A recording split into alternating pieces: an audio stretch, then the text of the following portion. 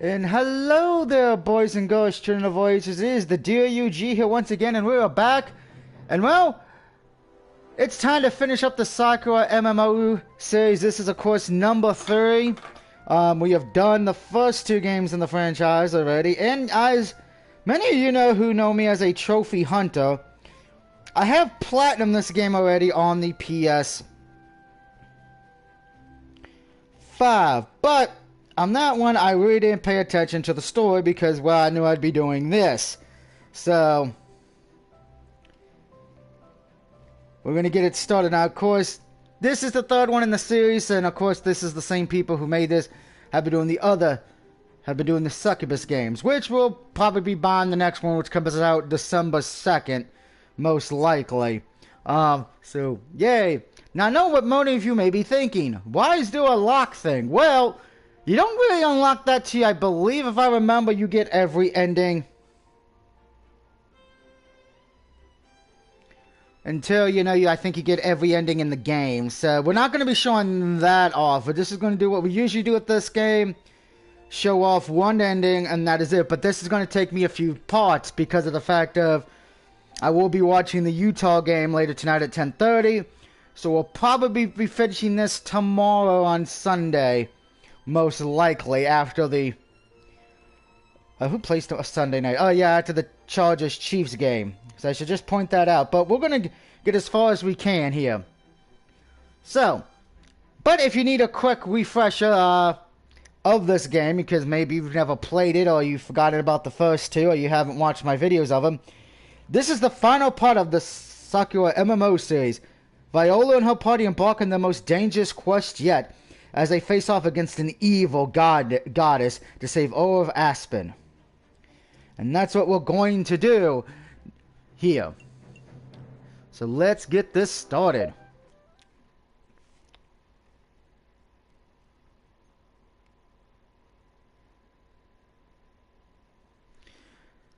If you told me 6 months ago that I'd become the most feared dark witch in the land, I wouldn't have believed you. My name was Kontone, and I used to work in a law firm in Japan. Though I was feared in a certain sense, I was still an average woman with an average job. And an average life. I always feel like somebody's watching me. And apparently no one's watching me right now because I'm at 0. The only way I could become a dark witch was in the realm of video games. And that's exactly what happened.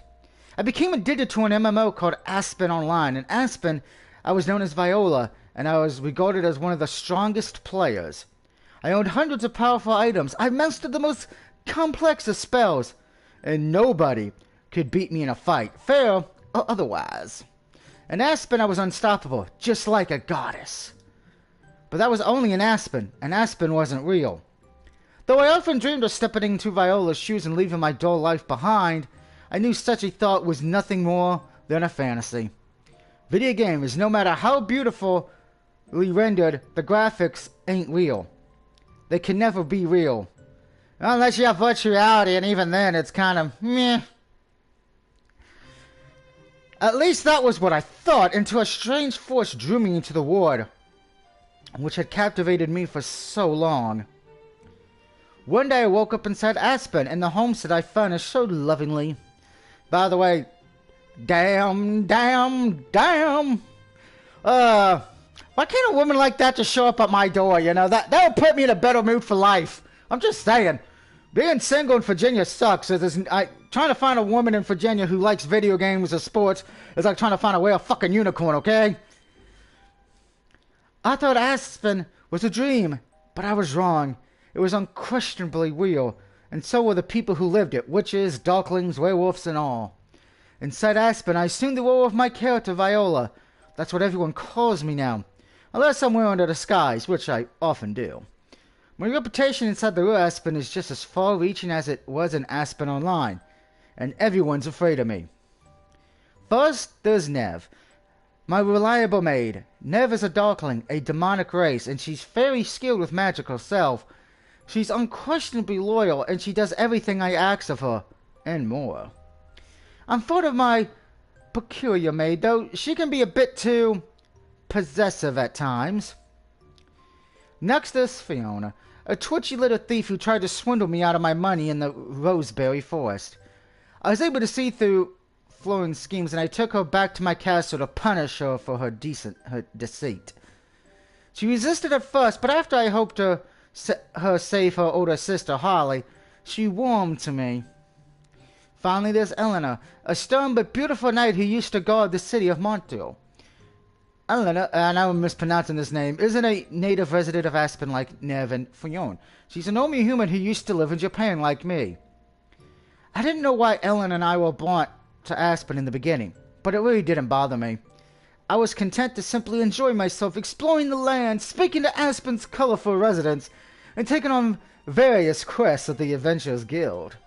After a run-in with the witch Gardia, God, I'm so bad at pronouncing fucking names, I learned what my true purpose is. I know why Ellen and the dozens of other hapless humans who were not so fortunate as us were brought here. There's trouble brewing on the horizon, and only we can stop it.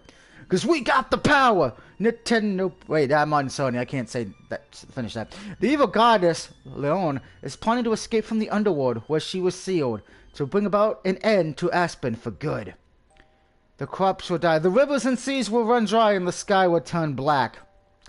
So, what happens if the Detroit Lions win a Super Bowl? Famine, disease, and death will stalk the land, and nobody will be able to stop her. Again, the Detroit Lions winning a Super Bowl.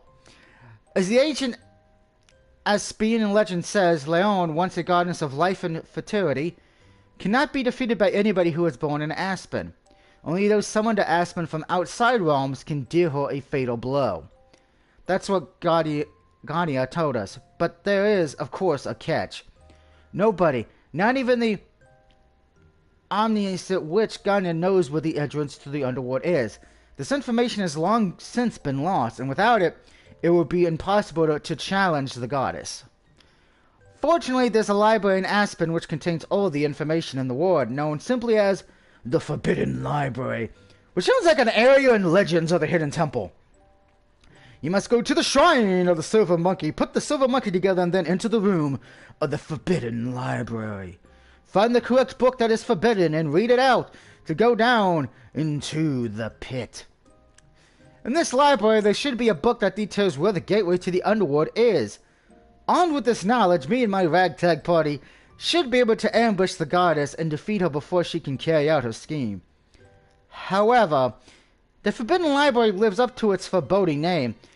It's stated on Crescent Island, which is far from the mainland and surrounded by sharp rocks. Few have gone to Crescent Island and lived to tell the tale. Crescent Island's precise location is such a well-guarded secret, in fact, that many people believe its existence to be nothing more than a rumor. I'm rather skeptical myself, but Guardian seems to convinced of its existence. If Guardian had enough magical knowledge to summon Ellen and I into the world of Aspen, I don't doubt that she's right about this too. I don't know where Crescent Island is, but I do my best to find it.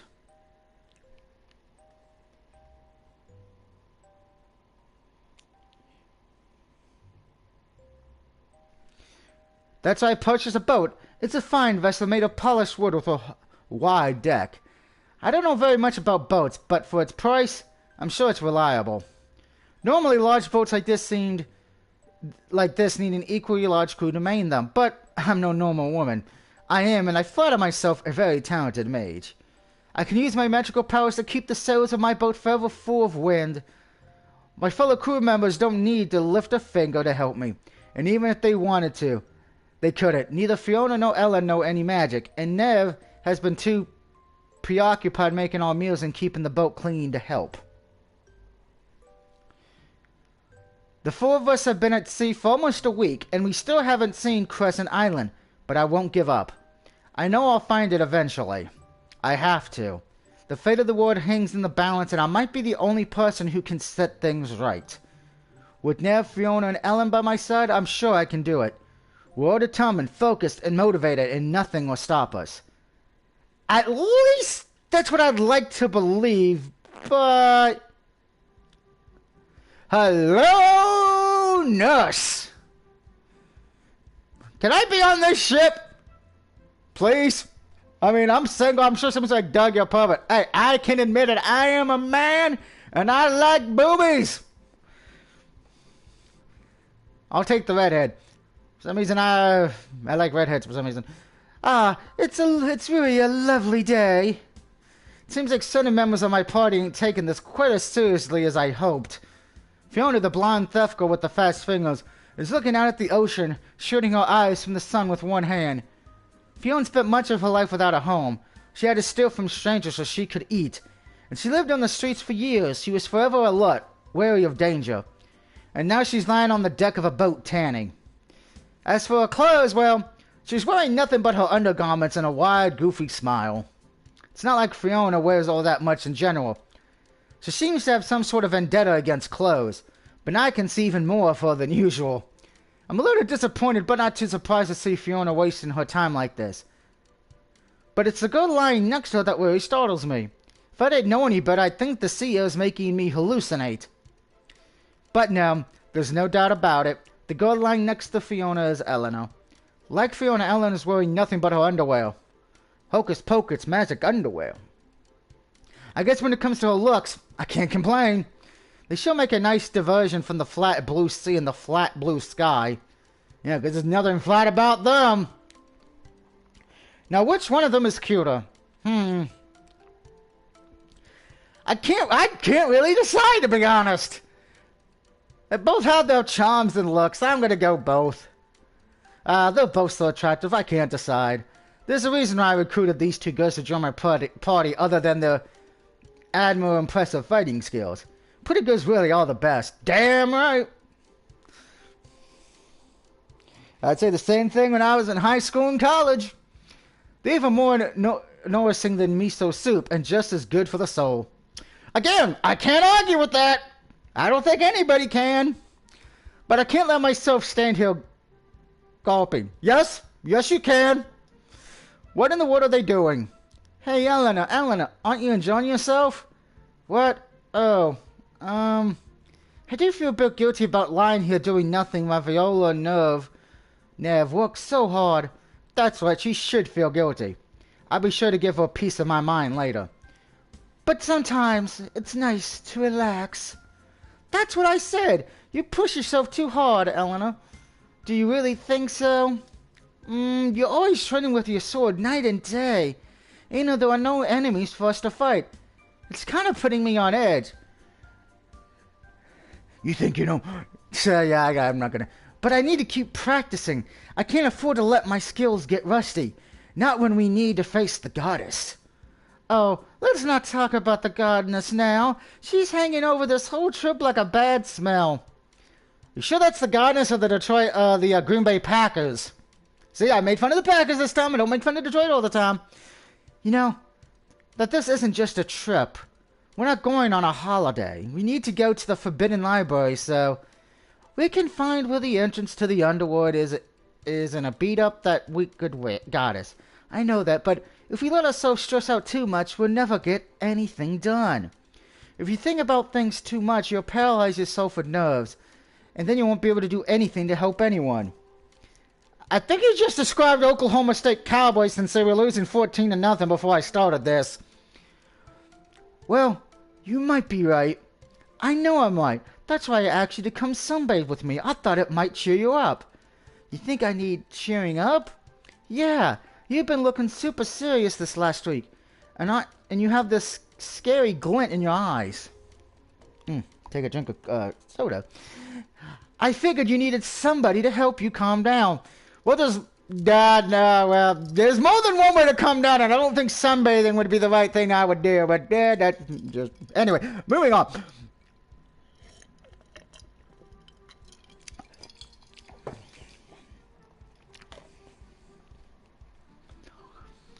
And you wanted to help me. That's right.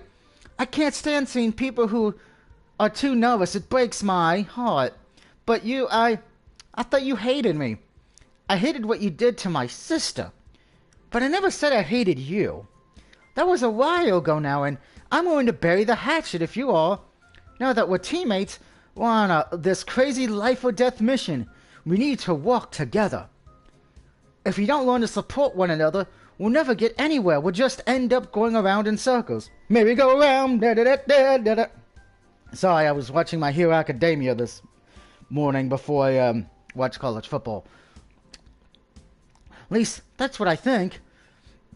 You might have a point. Thank you, Fern. I'm starting to feel a bit better. The sea breeze really is pleasant. I wonder why I never noticed it before. Despite their skeleton appearances, this is quite a pure scene indeed. I was going to scold Ellen and Fern for being lazy, but Fiona's right. Ellen does push herself too hard. I should probably let her relax. I don't want her working herself into an early grave. Granted, with your legs and your boobs, I'm sure anybody would be okay with going to an early grave for you. Now, Fiona and Ellen have been accounted for, but I wonder what Nev is doing. Maybe I'll pay her a visit. It takes me a little while to find where my trustworthy maid. She isn't on the deck, and neither she's in the kitchen. I can't find her in the common bedroom either. In fact, she's in my private bedroom, which happens to be the largest room on this boat. Nev is busy making my bed. She's so focused she hasn't noticed me. I watch her fluffle my pillows for a few minutes, marveling at how swift and dexterous her movements are, before I decide to make my presence known. Ahem. Nev jumps, her cheeks turning pink. Oh, my lady, I didn't know you were there. Here, and I didn't know you were here either. And you were cleaning my room for me, my little maid. That's right. I know I should have made your bed earlier, but I had so many other tasks to attend to it slipped my mind. First I had to make breakfast, then I had to gut and salt some fish Fiona caught this morning, and then... It's all right, Nev. You don't need to detail every single thing you've done today. I know how hard you work. Oh, my lady, thank you ever much for your understanding. I do my best to make myself useful. You already make yourself useful. You're the most You're the most important member of my crew. My lady, do you really mean that? I wouldn't say if I didn't. At least you're not lying on the deck sunbathing like other people. Oh, are you thinking about Fiona? Nev sighs and shakes her head. That girl is a law unto herself. She hardly ever does any work, and when she does, it's begrudgingly. If she weren't so important to you, my lady, I would have made her walk the plank for her insolence. Foo. Now you're talking like a real pirate, Nev. I am? Oh, my. I did not mean to sound like one of those violent, bloodthirsty criminals. I suppose being on the sea for too long has started to get to me. Don't worry about it too much. I find a certain amount of bloodthirstiness rather charming.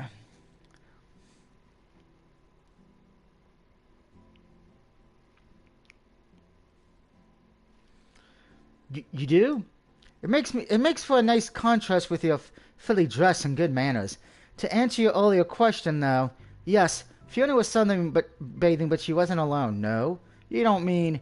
That's right, Eleanor was with her too, though how Fiona was able to persuade her, I'm not quite sure. But why would Eleanor lie down with Fiona, of all people? I thought they hated each other. So did I. But like you said, we've been on the sea for quite a while. Perhaps it started to influence Eleanor too. How peculiar. I would expect Fiona to slack off. That's all she's good for. But Eleanor, she's always so serious. What a conundrum. Nev cracks her knuckles together. The expression on her face can only be described as ominous. A.k.a. evil, indeed. Would you like me to have a word with them, my lady? I can be quite persuasive when I want. I don't doubt that. Nev is mild-mannered and polite most of the time, but she is quite a fearsome temper. She isn't planning on hitting half my crew with a bolt of magic, is she? Nev's impulse control goes out the window when she loses her cool, and I don't want her blowing a hole in the side of my brand new ship. Don't worry about it, Nev. You don't need to discipline them. But they're not pulling their weight. It doesn't seem fair, my lady, that you should strain your stamina to its limit to keep this ship afloat when those ungrateful girls are doing nothing to help you. But there's nothing they can do to help. They don't know any magic. Then they could help me clean your chamber or aid with the cooking. Fiona catches fish, and Eleanor has been training 90 days so she can fend off any enemies we might encounter. Alright, maybe they haven't been doing nothing. But still, it's not enough. I can't forgive them for relaxing at a time like this, not when the fate of the world rests on our shoulders. I'm going to go on to deck right now and give them a good scolding. They are exploiting your kindness and making a mockery of you. And of course, Markiplier streamer. Oh, you sweet girl. Do you really think I would ever let anybody make a mockery out of me? Well, no, but there, you see, there's nothing to worry about. In fact, I think you might be able to learn something from Fiona's conduct, my filly little maid. Excuse me? Nev stares at me, her lips pursed into a line. With all due respect, my lady, is this some kind of joke? Do I look like I'm joking? No, but... Nev draws in her breath and puffs out her chest. What could I possibly have to learn from Fiona, who lounged around like a cat and only works when promoted? Maybe I'm blind, but I fail to see what's so admirable about her behavior. You don't truly think she's better than I am, do you? Geez, I think I stepped on a landmine here. Nev is so touchy about things like this. How should I comfort her? Let's see, I can either say I like all cute girls equally. Of course I like you more, Nev.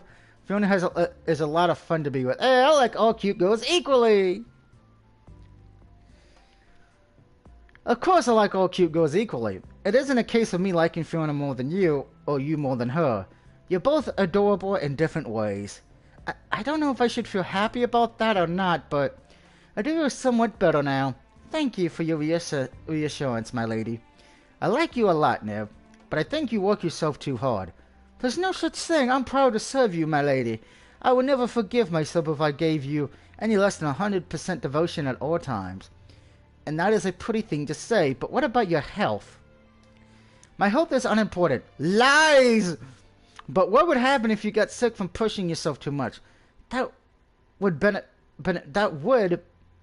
neither of us. Well, Nev pauses. She swallows, reconsiders. I guess that would be inconvenient. It wouldn't be a mere inconvenience. I worry about you. I worry about you enough as it is already. I look Nev over. Though she seems as passionate and perfect as ever, that's only at a surface glance. A closer look reveals that Nev's posture is slightly hunched, her skin tinged stickily green, and there are dark bags beneath her eyes. Nev hasn't been getting enough sleep. She spent the last week fitting to and from, forever occupying herself with work, quite unable to sit down and be still. She thinks she's doing me a favor, but in reality, she's just making herself ill. I think you need to let yourself relax once in a while, Nev. If you don't, you really will get sick. I don't feel sick. I'm as fit as a fiddle. I'm pleased to hear that, but your face says otherwise. Now, why don't you sit down with me for a few moments? Oh, no, I wouldn't want to waste your time, my lady. It isn't a waste of time. I'm offering because I care about you, Nev, and I don't want you to collapse. Now, come sit with me. Let's enjoy one another's company. Unless, that is, you don't want to spend time with me. Oh, no. That isn't it at all. I love spending time with you, my lady. I love it more than anything. I knew that would work. Manipulating Nev is so easy. Even a caveman can do it. Very good. Now, are you going to sit with me? That is, if you still have the strength enough to walk. Oh, of course, nothing would give me greater pleasure. Nev takes a seat beside me on the bed. Though she's no longer on her feet, she still doesn't look relaxed. Her fingers are clenched into a fist, and her tail, which protrudes from the back of her dress, is twitching uneasily. Oh, Nev, you still look on edge. I'm sorry, my lady, but I just can't help it. How can I relax on what we've been charged with? Are you talking about the fallen goddess, Iona? That's right. Nev shudders up upon hearing the goddess' name. I can't say I blame her. The goddess Iona would scare anybody in Aspen, but she has closer ties to the Darklings than any other species. As the story goes, the goddess Iona helped create life on Aspen alongside her husband, Arion. Arion was human when he created all the humans in his likeness. Arion, meanwhile, was a Darkling, and the Darkling race was born from her image. Darklings and humans lived in peace for many years, as did Iona and Ion, until one day when the once loving couple had an argument. After the argument, Oni was banished into the underworld, while Alan was allowed to live in paradise with the rest of the gods. That's where the Darkling race is divided throughout Aspen. It's widely believed that, as the prophecy of the cursed goddess Ion, all Darklings are inherited, twisted, and wicked, and they will one day bring the world to ruin. Well, that's just what people say. It just seems so impossible. How can we ever hope to defeat a goddess? And not just any goddess, but one of the original created gods of Aspen. I'm sure there's a way. If this was an impossible task, Guardian wouldn't have entrusted it to us. She might be an infuriating woman, but she's shrewd, and I doubt she'd pick a fight she can't win. I know, and I've been trying to tell myself that, but I can't be that confident. When I start thinking about the goddess, I get so scared I don't know what to do. That's why I've been keeping myself busy with all these tasks. I want to distract myself, but it's not enough. Whether I'm idle, I can hear the goddess' voices whispers to me. This is another side effect of being a Darkling. Anna is able to communicate with all members of the Darkling species, and her voice grows louder and louder the nearer the day of her full resurrection dawns. I don't know what Nev's going through because the goddess' wicked whispers can't reach me, but judging by the bags beneath Nev's eyes, it's placing quite the strain on her health. And what has the goddess been saying to you, Nev? Oh, the same as always, that soon the end will be upon us. Sometimes she tells me there's no point trying to fight it, that she's going to purge all pain and suffering from this world, and those who try to stop her are the true villains. Sounds like this so-called goddess is projecting. You shouldn't pay her any heed. I try not to, but it's hard whenever her voices exist inside my head. I can't shut it out. It's driving me mad. I'm sorry to hear that, but I'll do my best to help you. I won't let you suffer alone. As Nev's mistress, it's my duty to cheer her up when she feels down. What can I do to ease her anxieties? Give her a massage or pat her on the head? We're going to give her a nice massage. You have a lot of tension in your shoulders. I think a massage is in order. I work my fingers against Nev's back, trying to ease the knotted muscles beneath the surface of her skin. How does that feel? Is it good? Nev slightly sighs softly, and I grin. I take that as a yes, then. My smile wide, and I continue to work my fingers up and down Nev's back. While massaging her, I press my lips against Nev's ear and whisper softly, "If you ever feel like this is too much, you can always talk to me. I'm here for you, don't forget that." But I just didn't want to bother you, my lady. Not when you have so much work to do already. You must be stressed enough as it is. I don't want to make things worse. Oh, you silly little thing. You're not adding to my worries. In fact, I'm more worried when you bottle up your feelings. Now just lean back and enjoy my fingers against your skin. Hello! Boom! Zoom in! Zoom in! There's no zoom in button. But why do I deserve this much such attention? You always deserve my attention, Nev. You're utterly adorable, far too adorable for your own good, as a matter of fact. It's been so dreadfully gloomy and serious aboard this ship, but I intend to change all that. I'm going to blow all your worries away.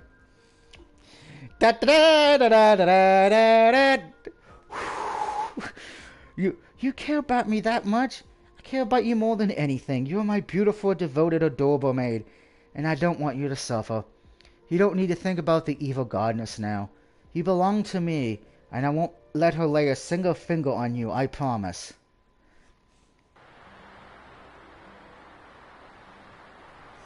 Later that night, I find myself standing on the deck of the ship. The sky is dark blue, filled with glittering stars, and the pale moon is shaped like a crescent. I lean against the side of the boat and look down at the sea. The water, like the sky above it, looks strangely still and black.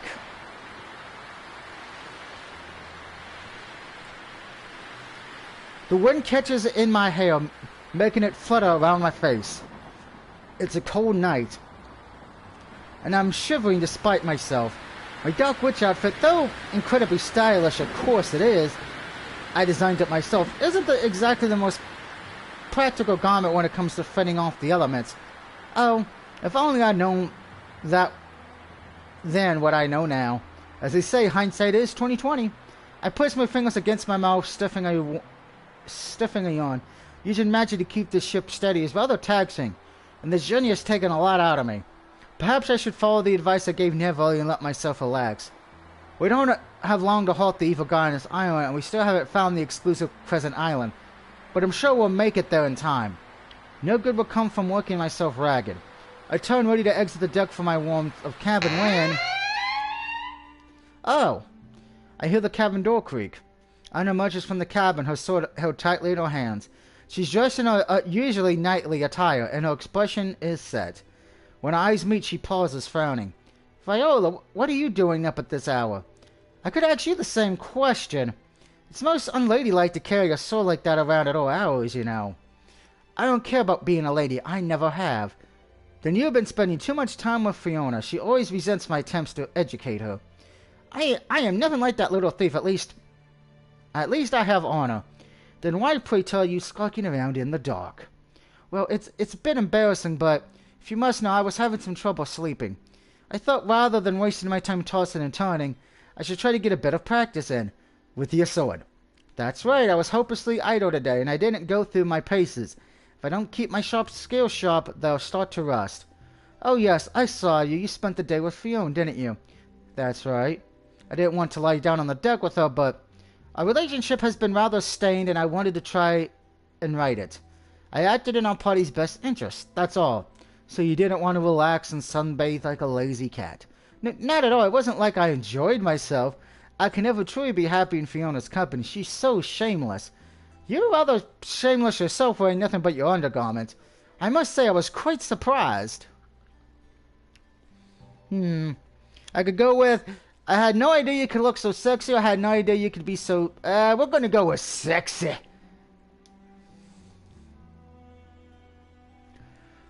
You exaggerate. I'm not even remotely attractive. Now that's a lie! That's when Ellen says, but I can see the barest hint of blush in her face. I think she appreciates my compliment. I am a knight, and I need to start acting like one. I can't afford to let myself go soft. I appreciate your dedication, but do you truly mean to practice your swordship right here, right now, in the dark? Is there a problem with that? Oh, please. I roll my eyes. I know you're a hard worker, Ellen, but there are limits. Playing with your sword is all well and good, but it's too late for physical activity. You should be in your bed doing some kind of other physical activity. You won't be any use of us tomorrow if you're too exhausted to do any work. I know, but you've been keeping the ship afloat with your magic, and Nev's been cooking and preparing our meals, and even Fiona's made herself useful at catching fish.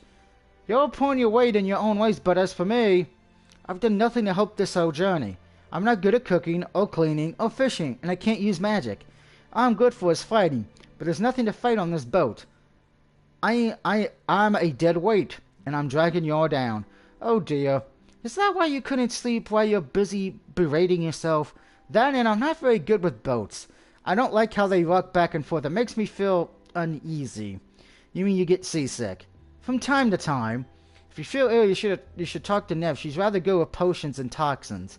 I'm sure she can make something that will help you. But then I'd be giving Nev even more work to do. I don't want to be a burden. I want to help you, but maybe Garnino made a mistake when she summoned me to Aspen. And why do you say that? She said she expects great things from us. We're supposed to find this forbidden library, descend into the underworld, and fight a goddess. If we lose, all of Aspen will be destroyed, and so will we. We'll never be able to go back home. Cherry Coke. It's a huge burden to place on our shoulders.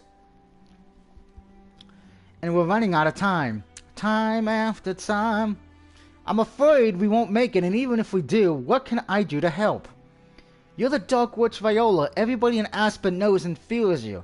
You have more magical power than anybody else. As for me, Anna looks down at the wooden deck, suffering it with the tip of her shield. I'm nothing special. I'm just a knight, and I was never the best in my class either. I was passable in Aspen Online, I suppose, but I never managed to achieve the fame that you did. At the end of the day, I'm a hopeless pain and unimportant. Plain unimportant. I call myself Ellen in this world, but I'm still just Anna from Nogana. I'm too cowardly to stand up to my parents, let alone a goddess. It's just not possible.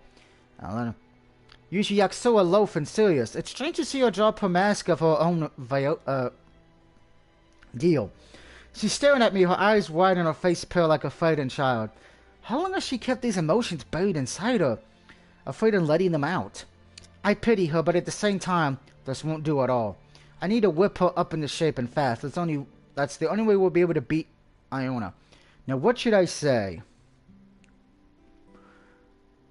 I'm gonna try to cheer her up. You worry too much, you silly knight. You might have a low opinion of yourself, but that doesn't mean I do. If I thought you would jeopardize this journey, I wouldn't have let you travel with me. But I know I'll get in your way. That's all I've been doing for the last week. That's what you think. But it isn't true. Your mind is playing tricks on you. I'm the great witch Viola, and I don't settle for mediocrity. I recruited you to my party precisely because you impressed me. In better words, you would not be okay with the Green Bay Packers. How could you be impressed? I've lost every single fight I ever had with you. And so has everybody else. That's how I became the great Dark Witch. That's nothing to be ashamed about. You helped me on numerous quests in the past, and if it weren't for you, I might have not defeated Ashlyn when she turned into a werewolf. You were a valuable asset to the team, and don't let anybody, even yourself, tell you otherwise. Viola, do you really have that much faith in me? I do. It's not every day one meets a knight as committed and dedicated as you. And it doesn't help that you're so pretty either. Ugh. Anna pulls her face, takes a step from me, her cheeks flushing. You sound like a creepy old man. Don't pretend you don't love the attention, honey. I can't say that I do, but I guess you did help me take my mind off things. Thank you, Viola. I appreciate it. I think I feel a bit better now. No problem. I might enjoy torturing pretty young girls, but I don't like seeing them torturing themselves. That's no fun at all. You sadist. Ellen shakes her head. I guess I was overthinking things too much. I do that a lot. I let my mind get carried away with me. I really am my own worst enemy. Can you blame me for being anxious, though? Anybody would be scared in our situation. We had to fight a goddess. Don't worry. I'm sure we'll be able to do it. How can you be so certain? Because I have to be certain. If we don't win, everybody at Aspen will die. This world I've come to love will be destroyed, and I can't have that. If victory is our only way to prevent such a huge disaster, I'll do everything I can to triumph. It is as simple as that. Geez, when you talk like that, you make it sound so easy. I'm good with words. I used to be a lawyer in the past life, you know. Now, if you're still feeling anxious, why don't we do something fun to take your mind off things? Something fun? And what do you mean by that? Oh, the things I could say! Bow chicka wow wow! Bow chicka wow wow! Coming to adult empire, suck. Moving on. Oh, nothing too extreme. I just thought, as you were so intent on training with that sword oil, why don't we spar together for old time's sake? If you want to let off some steam, then do your utmost to best me, right here, right now. I promise I won't hold back. Now when this is what Ellen so obviously needs. I'm going to run her ragged until she can no longer stand, or talk, or think. Then we'll see if she can waste more time worrying herself to death with all these ridiculous thoughts. If Anna really is a masochist, hurting her should be my job, right? Foo foo foo foo foo. Damn! Damn, damn, damn, damn, boop, boop, boop, boop, boop, boop, boop, boop, boop, damn, bam, boobies, boobies, boobies, boobies, boobies, and tits, da da da da da da da da. You know, you didn't need to be quite so hard on me. No comment. And when have I ever not been hard on you? Well, I guess you have a point. Anna looks at her tattered garments and her face in a adorable shade of red. But did you really need to inflict so much damage to my clothes?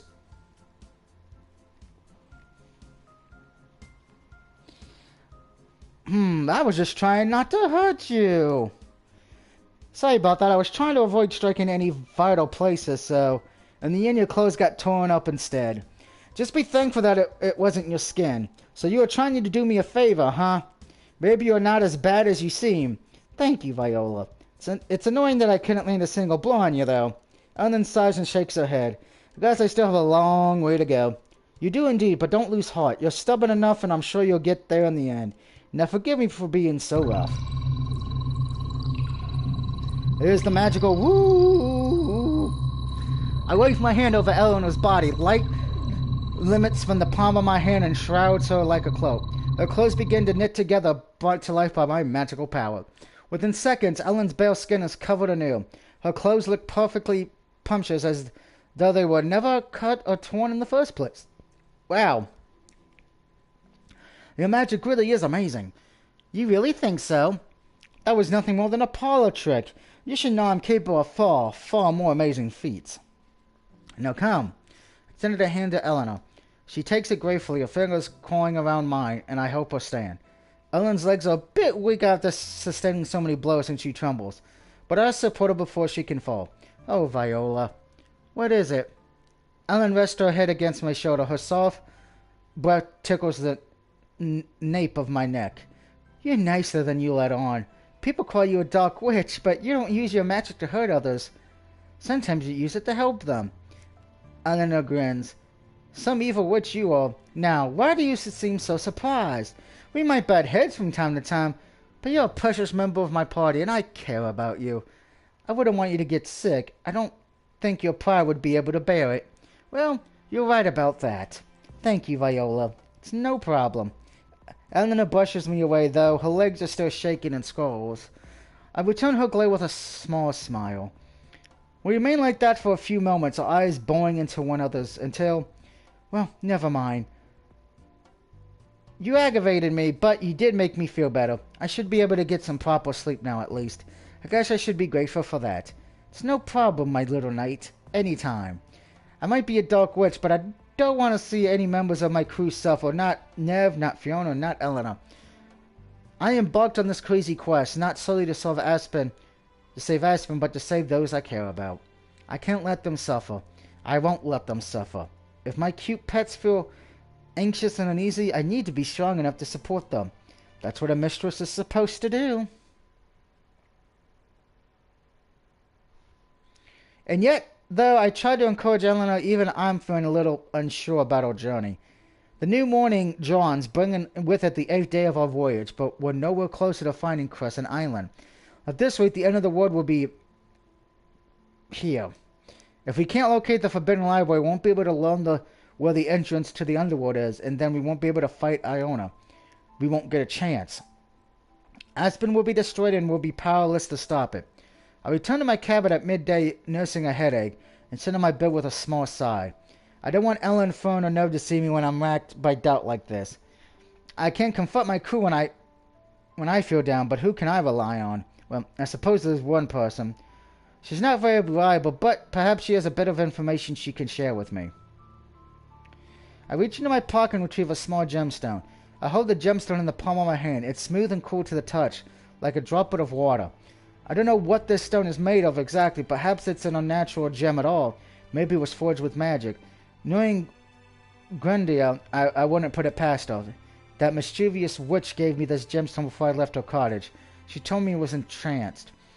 Apparently, if I clutch this gem and think of her, our minds will merge, and we'll be able to speak to one another across great distances. If I had to summon it simply, I guess I'd say that the gem has telepathic, psychic fucking powers. Telepathy is a real skill in Aspen. It takes a good deal of time to perfect, and even those who can use this arcane art, like myself, can only use it across small distances. God and I must be hundreds of miles apart by now. The bright blue ocean between us.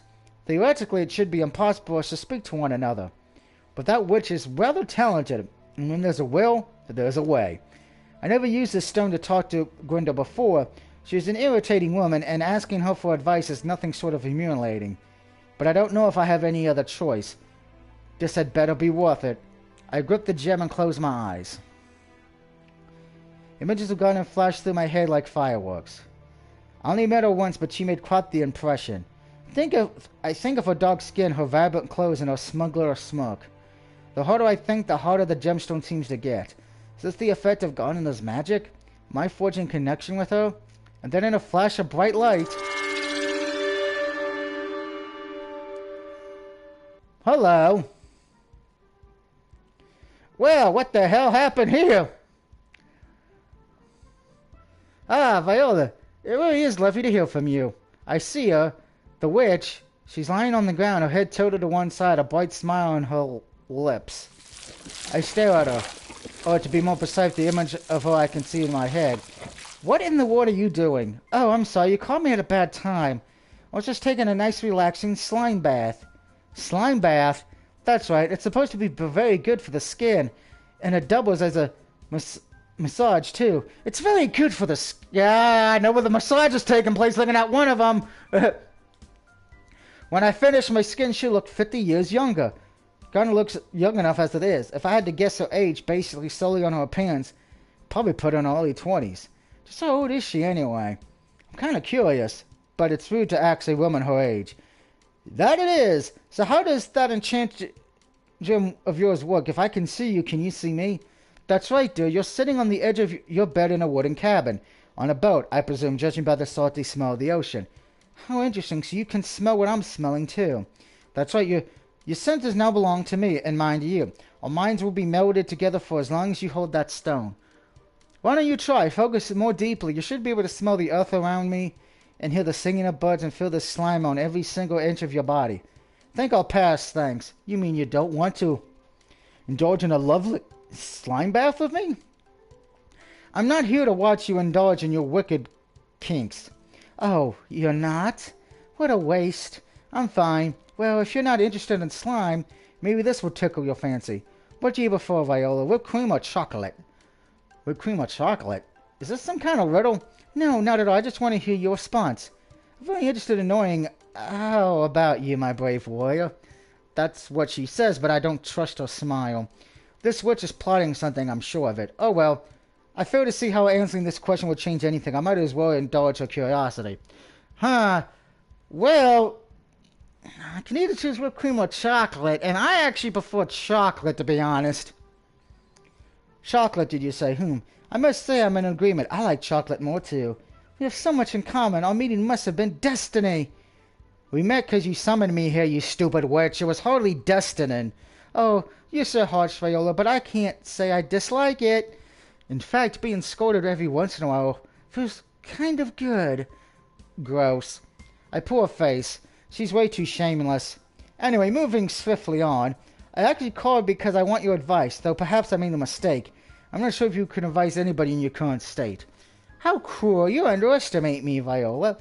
I might be enjoying this relaxing bath, but I haven't taken leave of all my senses just yet. As great and powerful witch, it would take pleasure more than this to completely break my mind. I'd give it at least another 5 minutes. Then I'll try to be brief. I've been traveling for 8 days, but I still haven't seen any sign of Crescent Island, nor the Forbidden Library. Do you have any idea where it might be? Oh, you poor thing. I already told you, Viola, I don't know where Crescent Island is. It's shrouded by so much ancient magic, not even I can detect it. But you must have some idea. I thought you were supposed to be an all-powerful witch. Indeed, there are a few things in this world that I do not know. But even I am not invulnerable. Can't you have a vision about the island's location? That's how you learned about Iona's plot, isn't it? It isn't that simple. I can't decide the contents of my vision. They come to me naturally, like the changing of the seasons. Of course, how very convenient. Now, don't pout at me like that. It makes you look like a skulky child.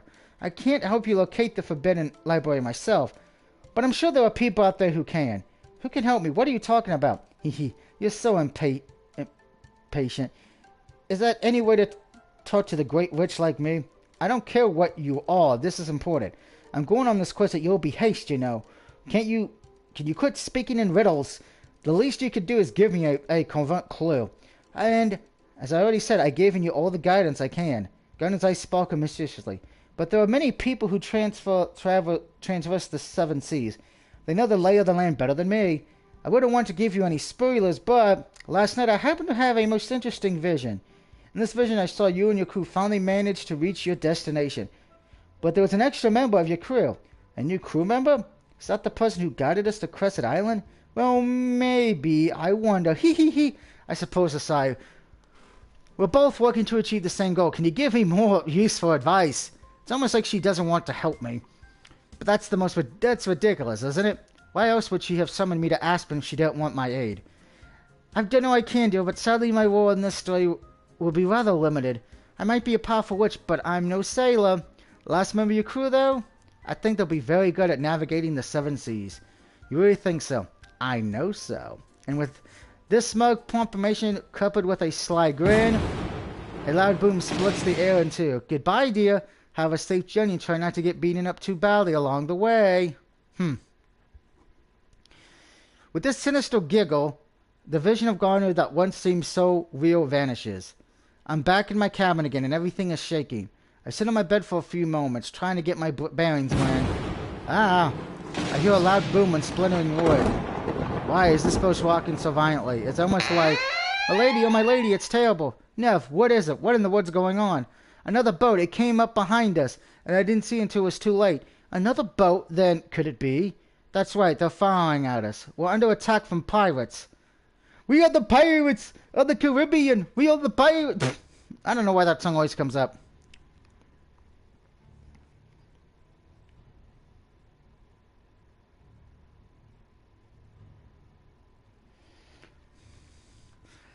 I struck onto the deck, Nev trailing along behind me. More loud blasts ringed through the air. My boat watched previously in the water, threatening to capitalize at any moment. I don't think we're in immediate danger just yet. This is a large, sturdy vessel, and I can hold it steady with my magic. But I'd like to put an end to this bombardment, as soon as possible. Viola, something really shocking is going on. I know, Nev told me about it already, and even if she hadn't, I would have been able to deduce that myself. She said we were under attack by pirates? Indeed, we are. Take a look. I gestured towards the horizon. I followed the direction of her finger. There, a few feet away in the ocean, is a wooden ship of similar size to ours. Perhaps a touch larger. Its mast is black, decorated with a white skull and crossbones. How original. And its deck is lined with open cannons, ready to fire. Though the enemy vessel is rather far away, I can practically smell the gunpowder in the air. When did you first notice these pirates? How long have they been firing at us? I spotted them a few minutes ago. They seemed to appear out of nowhere, and then as soon as they saw us, they started firing. They really are foolish. They have no idea who they picked a fight with. I will never forgive them for trying to harm my mistress. I will smite them with my magic, and I will send them over to the bottom of the ocean, where their skin can rot and their eyes will be eaten by... The firing again. Duck! Another blast blitz through the air. A bevy of heavy lead cannonballs come carrying towards us, but none of them are able to make contact. Nev and I are ready, and we both throw up our hands. Magic energy surges from our fingertips, forming a protective barrier around our vessel. Not even the cannonballs can penetrate our magic shield. The heavy projects fall instead into the ocean. They break into the surface of the water, spraying salty droplets everywhere. How dare they? If they harm you, my lady, I promise that I'll kill every last one of those wretched pirates. I'll make them rue the day they try to cross us. Now, let's not get too carried away. If we lose our heads, we'll only give these pirates more chances to attack. I know that, my lady, but... Oh, how could they do this to us? We did nothing to warrant this. Maybe not, but this is what pirates do, you know. In fact... I think this is kind of cool. By the way, yeah, you can see she's not wearing anything at all. She's pretty much leader. Cool. How in the world is this cool? I agree with Nev. You need to take this more seriously, Fiona. We might be in real danger here. Hee hee. Sorry. I'm not happy when we're being attacked by pirates. Of course I'm not. You could have fooled me. But don't you think pirates are awesome? Awesome? That's right. They're thieves like me, but they operate on a totally different scale. They have these... huge boats, and they steal whatever they want, and they strike fear into everybody's hearts. When I was a kid, I always dreamed about being a super cool, fearless pirate captain, with a whole crew ready to do my evil bidding. Always on the run from the law, living life on the high seas, committing all the crimes you want. Sounds like so much fun. I think it sounds like a more stupid way of conducting yourself. Ellen's right. Pirates are really unforgivable, especially those who would seek to hurt my mistress. But they ain't trying to hurt Viola. They don't even know who she is. They're just going after us because our ship is all fancy, and we might have some decent treasures aboard. Why are you trying to defend them, Fiona? Is there something you're trying to tell me? If you wish to be a sneaking cowardly cutthroat, tell me so that I can strike you down right now. Alright, you two, let's not fight amongst ourselves. We need to... Fire in the hole! But our words are cut off, yet another volley of cannon blast.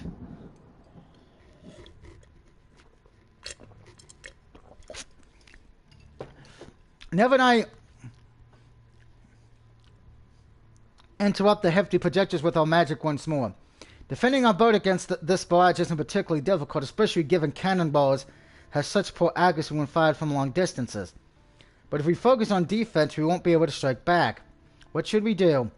We could always flee, but Gunnion's words echoed through my mind. She told me to find Crescent Island. I need to recruit the service as somebody familiar with the ocean, a sailor perhaps.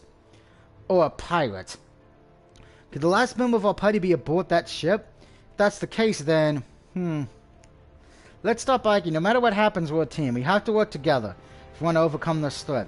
I know, but Fiona's being impossible. Nobody with any real more should revive a band of pirates. I don't revive them. I think they're cool, and I'm kind of glad I got to see some real pirates, but I ain't going to join their side. I owe Viola a lot. I'm going to fight for her no matter what happens. There, you see, don't jump to conclusions so hastily, Nev. A real enemy is not Fiona, but the savages in that boat over yonder. Look back at the pirate ship. I can see small ant-sized people scooting around on the deck. It looks like they're preparing another volley of cannonballs. Fire. That's one of the good things about native warfare. It takes a while to load the cannons. This should give us enough time to think. I wish it was something I could do. I can't fight when we're this far away. Ah, of course, that's it. We need to get closer to them. Then we can board their ship, take their captain hostage. That should stop them. But if we get any closer, the force of their cannons can even be more devastating. That doesn't matter. Nev and I can protect us. Our magic is powerful enough to feed off their attacks. But you'll exhaust yourself. It would be much more practical if we avoid this fight. And run like a group of cowards? Never! Running would hardly be cowardly in this situation. It's sensible. We need to focus on finding the Forbidden Library. And we can't afford to enrage in petty squabbles. Petty? The authority of my mistress is being challenged, and you would call that petty? How dare you? I'm going to punish that crew for their hardships. They're causing my lady. I won't rest until I've made them all suffer. I want to fight too. Few people can say they've gone toe-to-toe with a bunch of pirates. Good grief. Ellen sighs and shakes her head. I think this is a poor idea myself, but if you're so set on fighting, I suppose we have no choice. All right, then. Ellen cries out to the pirate ship, her eyes narrowed with determination. We accept your challenge. Let's see who the victor is. I know Fiona have no magical powers, but they make themselves useful in other ways. Fiona scampers up the mast and takes position in the crow's nest. She marks the position of the enemy vessel and shouts instructions down to the deck. Ellen, meanwhile, takes the wheel of the boat. We keep closer and closer to our foes, the prow of our boat cutting through the waves, while Nev and I deflect the cannon fire that rains down upon us. As if a painful attack like that would be enough to stop us.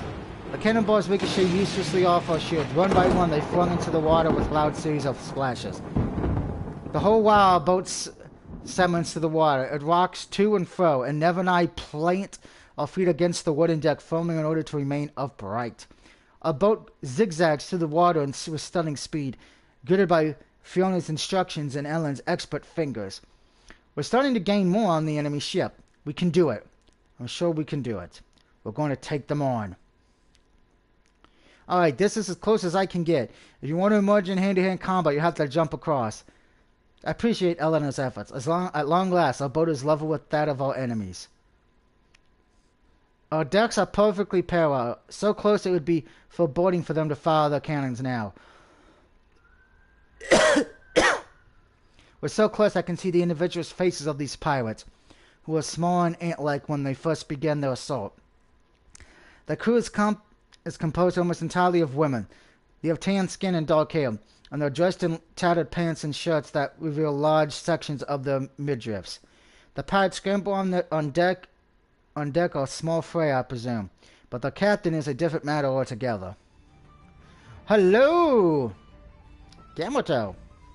And boobs. The captain stands at the head of her boat, a cutlass raised in the air. The warm sunshine grits off the side of her curved blade, and her hair steams behind like a banner. We're close enough to board. Let's take these scallywags by storm. The boat's a fine, fancy-looking vessel. Wouldn't surprise me if it's stuffed to the gills with gold. Let's take them for everything they got. We'll make them wish they never clapped eyes with the feared Captain Bonnie, scourge of the high seas. Bonnie, so that's the captain's name. We'll pledge those stories until there's not a single cone left. Let's go. Aye, Captain. Grabbing hooks still whizzing through the air as the members of Bonnie's crew tether our decks together. Now, it's no longer possible to escape. Not that I want to. I'm itching for a fight. What are we going to do, Viola? They're going to board our boat. Let them board. I'd like to see them try to best me. But there's a dozen of them and only 4 of us. 4 is more than enough. We fought stronger foes before, remember? I'm ready for them. Wow, we're going to take part in a battle. Real battle out at sea. Against pirates. This is so cool. I think it would be whole of you to be a bit more cautious. And why should we be cautious? My lady is right. These girls are all pushovers. Observe. Nev holds out one hand and simply says, "Burn!" Embers burst forth the palms of her hands. They fly through the air, singing the unfortunate members of Bonnie's crew that are attempting to board our boat. The girls hiss in alarm and let go of their ropes. They fall into the thin slit of the ocean between our two docked ships with a series of splashes, and when they surface, their hair and clothes are damp. What in the world was that? All of a sudden, it felt like my flesh was on fire. It wasn't that girl, was it? The mean little maid? We were defeated by a girl like that? But look at her horn. She's not just a little girl. She couldn't be. A darkling? That's right. I'm a darkling that possesses powers you could never dream of. Nev smiles politely and drops a neat curtsy. It was a pleasure to meet you. I hope you have a nice day. Good job, Nev. I knew I could count on you. Well, thank you, but of course everything I do to protect your honor, my lady.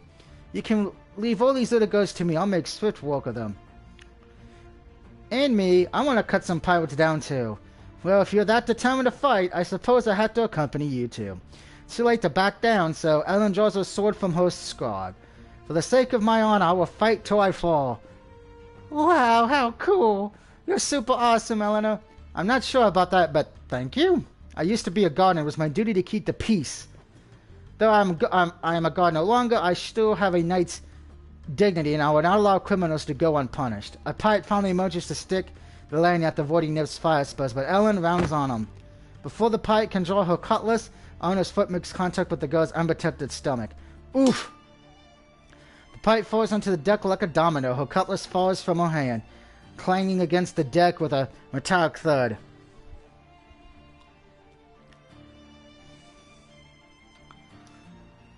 Eleanor stands over the girl, her eyes burning, and points to the tip of her sword at the girl's throat. Hey, wait, don't hurt me. I haven't done anything wrong. Spare me. Oh, please, spare me. I'm sorry, but I'm not in the business of negotiating with thieves. Putting up with Fiona is bad enough. Huh, what did you say, Ellen? Nothing to concern you. Now, I'm sorry for not giving you a fighting chance, but there's something I've learned these last months after sparring so often with Viola. Fighting isn't fair, and she who strikes first wins. Honor and dignity are important, yes, but I'm not so generous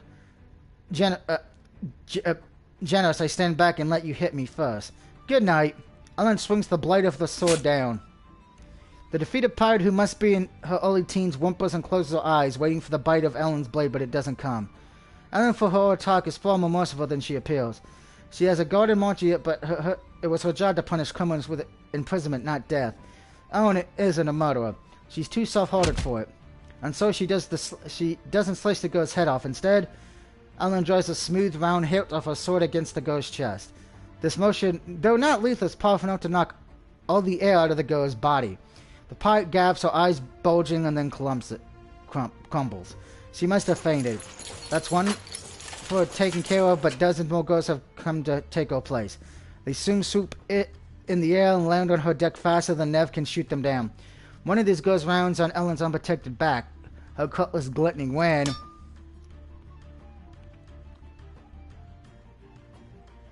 I don't think so. Fiona interrupts the blow with one of her blades. Girl, get out of the way, you irritating brat. You're the brat trying to hurt Ellen when she ain't looking in your direction. How cowardly can you be? Taking advantage of the situation is highly cowardly. It's a pirate's way. Oh, is that so? I thought pirates were supposed to be honorable. Well, if you ain't gonna play nice, I ain't either. For the sake of... Fiona shakes out her leg, the pirate stumbles, and Fiona pins her down to the deck with two of her daggers. Hey you, how dare you? This is no way to fight. It's how I fight. Now you sit there and reflect on your actions. By the way, I think her costume changed on both of that. That's what happens when you try to hurt my friend Fiona. Fiona, you're trying to protect me? Well, yeah, we're team members, aren't we? I know, but after everything I did to your sister and... didn't I tell you before I've already forgiven you for that? But you... Back then, I was your enemy. Now let's work together to round up those lousy pirates. Right. Fiona draws two more daggers from her belt where Ellen renders her sword. The two of them dance across the deck, parrying blows from all the pirates who have managed to board our vessel. Metal crashes against metal and sparks fly through the air. Hey, get back here, you little punk. No way. I'm not gonna let an idiot like you catch me. And what can you do? You look just like a little girl. Little girl, do I? How funny. I'll show you just what I'm capable of. Careful, Fiona. If you need any help, I'm here. Thanks, Eleanor. Let's do this together. Right. But Fiona and Eleanor fighting, taking down scores of girls with their teamwork, Nev continues to blast magical spells at the other pirates trying to board our boat. There smells of slings, tail, bone, clothes, and salt. Fiona's blades cut into a pirate girl's stomach, while Eleanor's sword snicks a shoulder. Crimson blood splashes against the deck. My crew are careful to avoid inflicting mortal injuries, but it's hard work when we're fighting out for our lives at such close quarters. These pirates win will never make it to Crescent Island. We'll never find the Forbidden Library. We'll never be able to defeat Iona. That's where you have to win no matter what, even if we need to spill blood or play dirty. Might not be fair, but we're on the high seas now, and pirates ain't fair. The fate of the world matters more than being fair does. A group of pirates circle me despite Nev's best attempts to mow them down. There are 4, 5, no 6 girls, all brandishing weapons. Who's this lady? She's wearing some pretty fancy clothes. Do you think she's the captain? I don't know, but she looks like she's somebody important. I swear she seems familiar. I wonder who she is. Who cares? Everybody equal on the high seas, no matter how rich they are. Her money's ours for the taking. And her clothes. Let's beat her up and steal her jewels. We'll make her taste the humiliation she's inflicted on the rest of our crew. She can't possibly take us all on. Oh, are you sure about that? So these girls think they can best me. How adorable. How cute. How utterly idiotic. I like girls with a bit of ambition, but you set your sights too high. Now repent and think about what you've done. Wind begins to swirl around me. It blows the girls back, startling them. And before they can regain their sense, take this.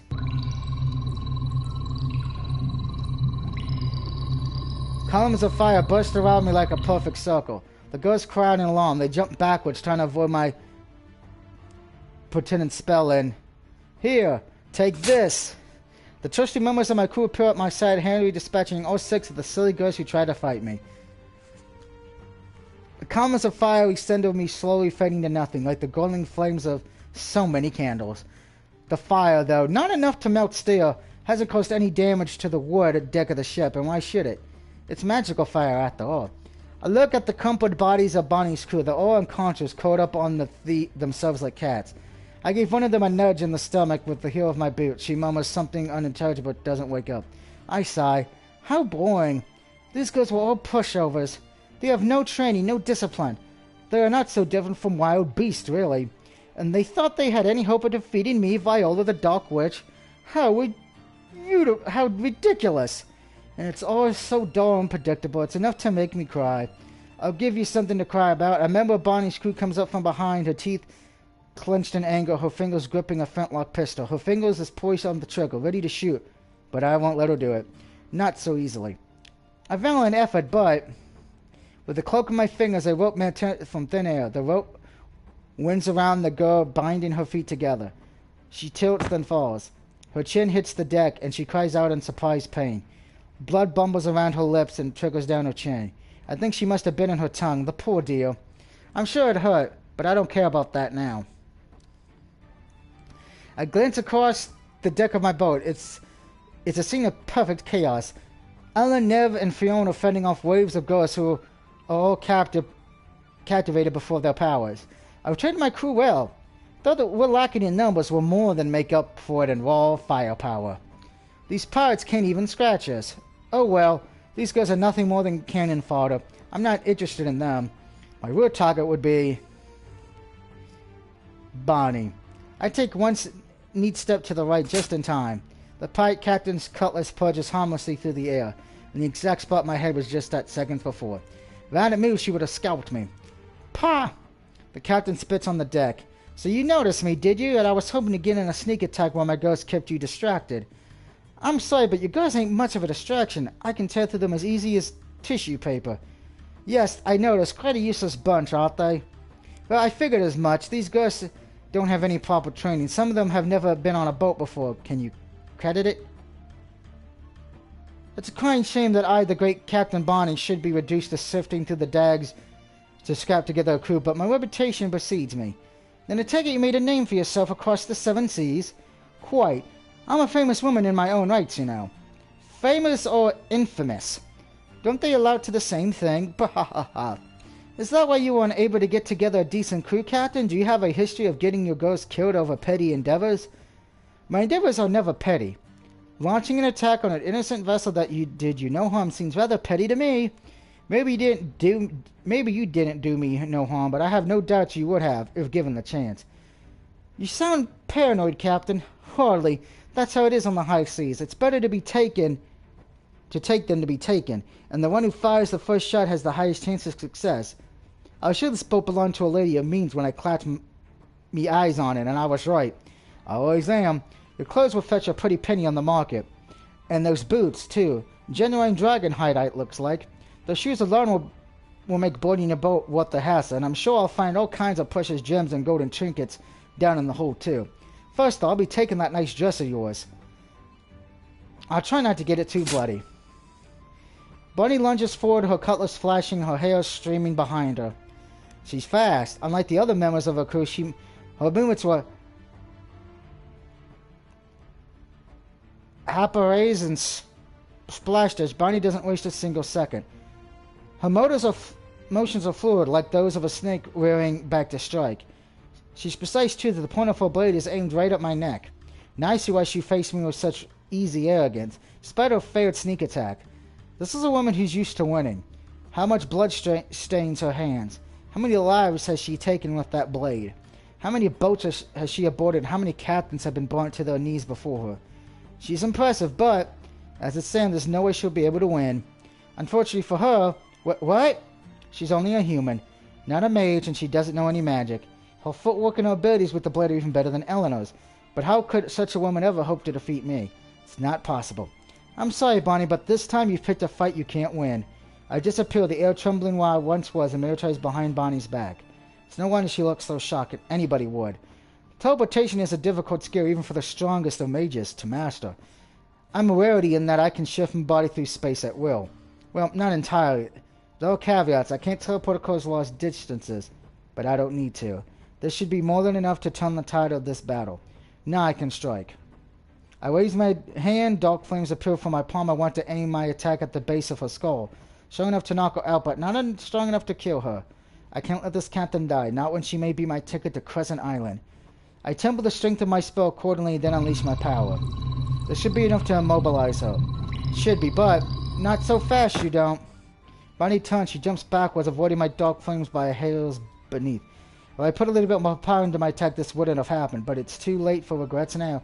So you know some magic, do you? Impressive. Well, thank you, but you don't need to compliment me. I already know how powerful I am. Heh, cocky little upstart, aren't you? You think you can defeat me?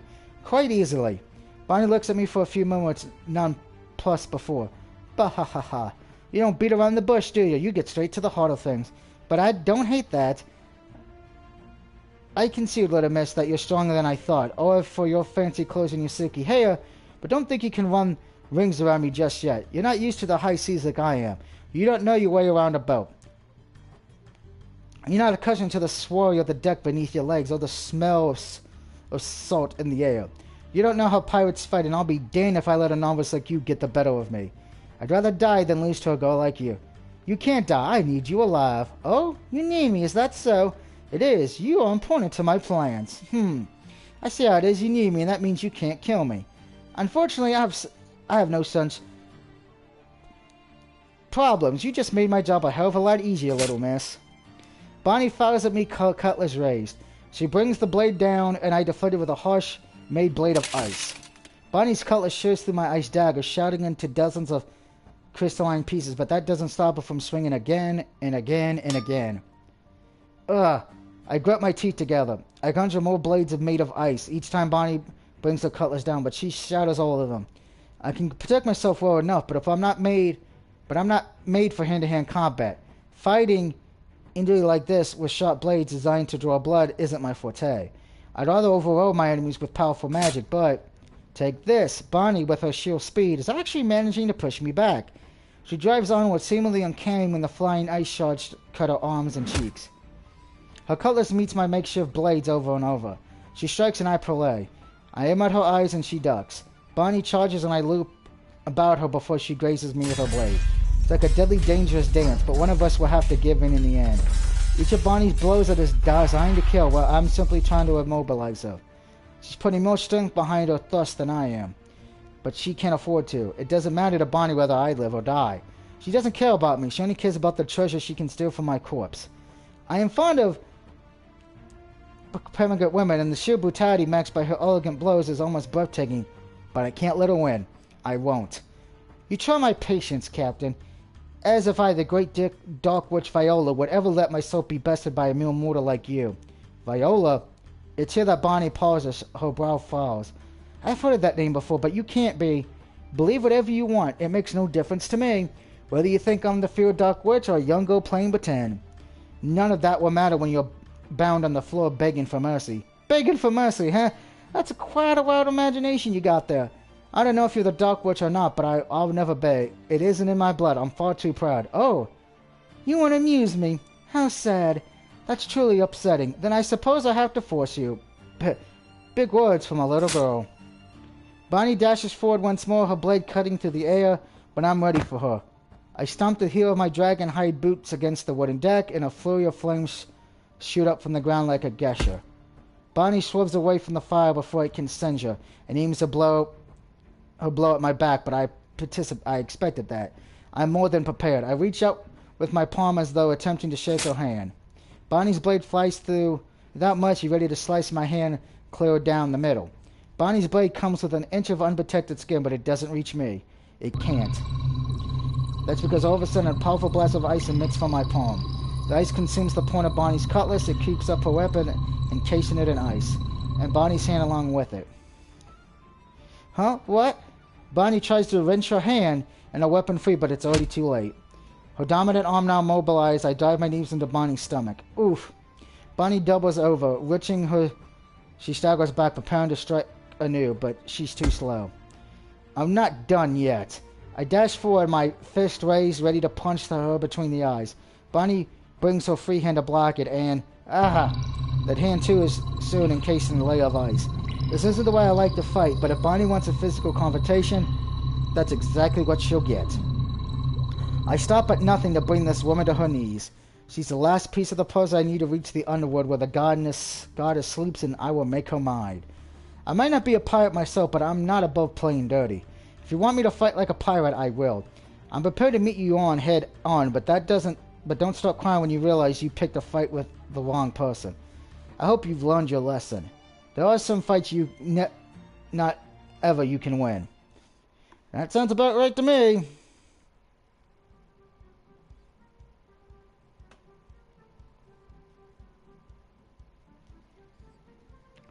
Alright, and that's where we're going to stop the stream for tonight. So we captured the Captain Bonnie. Will she help us find the island? Who knows? Tune in next time to find out. But until then, have a good night, and I will see you tomorrow.